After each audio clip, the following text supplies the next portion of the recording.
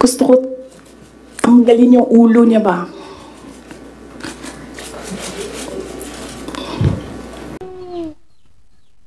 So mga kabanat, no, ito yung video pala na kumakalat ngayon sa social media na pati si Dilima ay umiintra, no?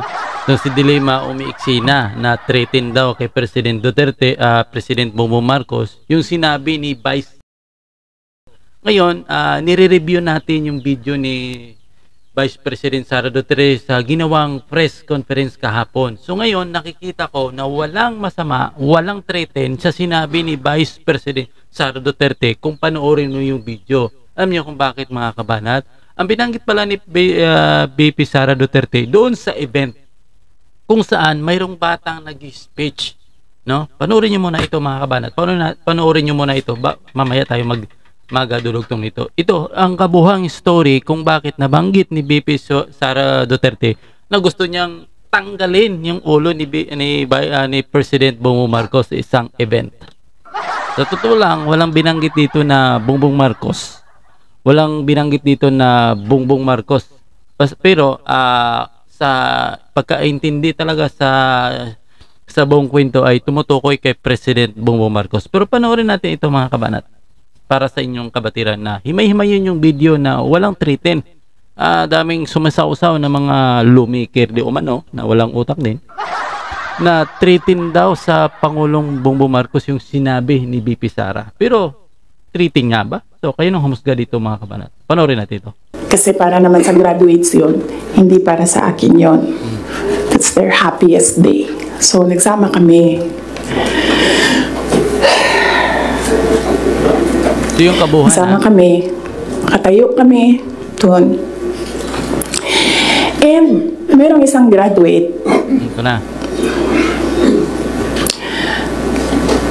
Na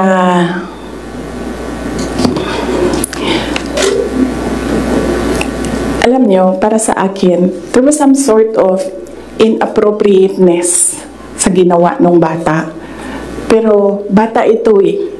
So ikaw din, meron ka din dapat sana sigurong pag-intindi kung saan nanggagaling yung bata.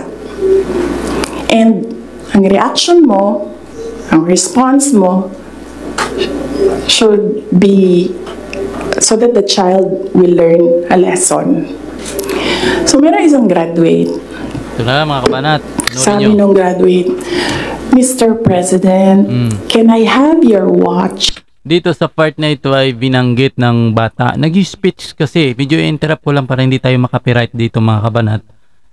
Sa part nito kasi, nag-speech yung bata sa isang graduation day. So, ano bang sinabi ng batang na yon? Ito, panoorin nyo. As a graduation ito, gift. Ibalik natin konti, mga kabanat, para hindi tayo mabitin. Konti lang, ito.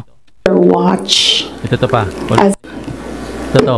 Sabi nung graduate, tindihan nyo ha? Mr. President, can I have your watch as a graduation gift?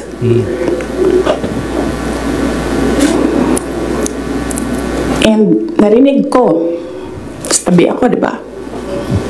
Narinig nung katabi ko. Narinig nung katabi ng katabi ko. But apparently, this guy, di niya alam kung ano isasagot niya. So, ang ginawa niya, pinaulit niya sa bata. What did you say? So, this time, syempre bata, hindi niya alam ba saan yung inulit ng bata. Louder this time. Mr. President, can I have your watch as a graduation gift? Nasagot niya. Why? Why will I give you my watch? At that point, may sakit na ako. Ito mga kabanat. Wasn't feeling very well.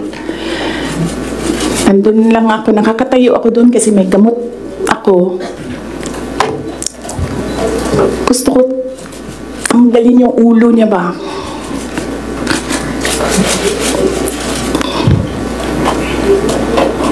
I realized toxic na yung relationship.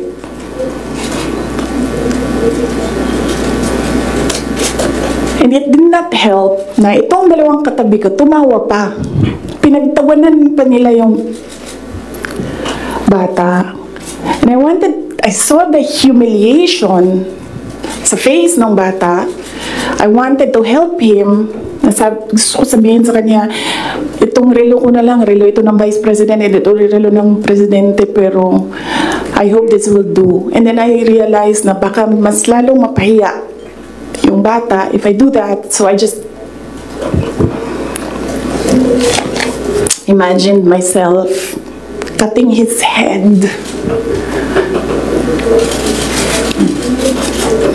Gusto ko, ganun din ang gusto ko gawin doon sa mga katabi ko. So na-realize ko, toxic na ito.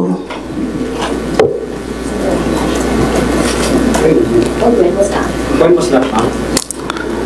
One of the graduation, hanapin niyo yung footage, makikita niyo doon yung mukha ko. Tsaka mukha niya. I-lip read niyo yung sinasabi niya. Why? After you were anything? High school graduation, ma'am? This year po. Hanapin niyo yung footage, ma'am. Magtrabaho kayo konti, mag-research kayo. Saan po?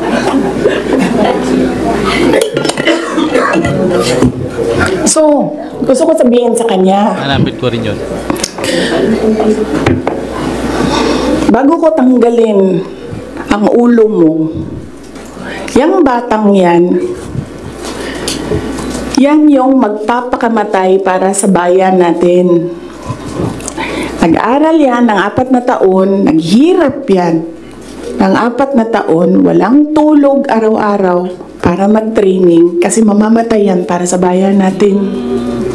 Ibig sabihin ng bata nito, parang PMA, no? Ibig sabihin, parang nag-aaral PMA siguro ito, mga kabanat. Pero hindi na ito bata. Kasi nag-aaral na nga, nagpakamatay sa bayan. Parang PMA ang tinutukoy dito ni BP Sara. Mga kabanat, nakikita natin na maraming sumausaw, maraming nakiki-intra dyan sa pahayag ni BP Sara. At makikita mo talaga yung press conference ni BP Sara Duterte ay talagang wala na. Galit na siya kay President Bongbong Marcos. At itong si President Bongbong Marcos nagpahayag din na disave, no? Dinisave sa daw na ni BP Sara. Ibang klase, no? So, yan ang nangyayari ngayon. So, itong video na napanood nyo, ipapatong ko ito sa last part ng ating video nito para mapanood nyo na walang cut. Kasi kanina, nakikita nyo, cut yun eh. Kapag nagsasalita ako, pinuputol ko. So, ito, walang cut ito. Panoorin nyo talaga yung actual na walang cut sa pahayag ni BP Sara patungkol doon sa cutting head na binabanggit na ngayon. Nakikisawsaw itong ilang mga politiko. Okay, mga ito, panoorin nyo. And narinig ko, tabi ako, di ba? Narinig nung katabi ko. Narinig nung katabi ng katabi ko. But apparently, this guy, di niya alam kung ano isasagot niya. So, ang ginawa niya, pinaulit niya sa bata. What did you say? So, this time, syempre bata, hindi niya alam ba saan yung inulit ng bata, louder this time. Mr. President, can I have your watch as a graduation gift? Nasagot niya. Why? Why will I give you my watch? At that point, may sakit na ako. Wasn't feeling very well. Nandun lang ako, nakakatayo ako doon kasi may gamot ako. Gusto ko tanggalin yung ulo niya ba?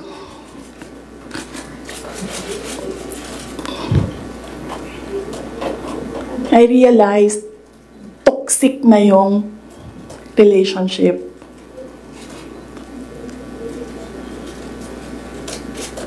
And it did not help na itong dalawang katabi ko, tumawa pa.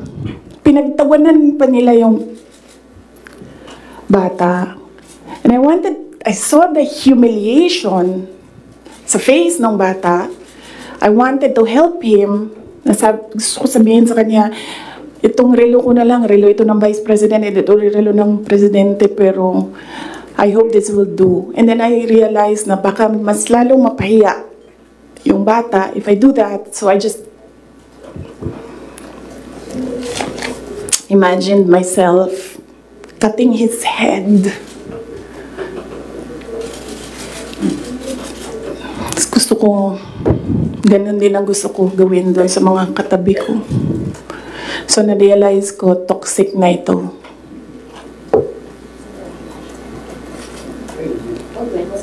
When was that, ma'am? One of the graduation, hanapin niyo yung footage, makikita niyo doon yung muka ko. Tsaka muka niya. I-lip read niyo yung sinasabi niya. Why? After you were in high school graduate, ma'am? Or This year po. Hanapin niyo yung footage, ma'am. Magtrabaho kayo konti, mag-research kayo. Saan po?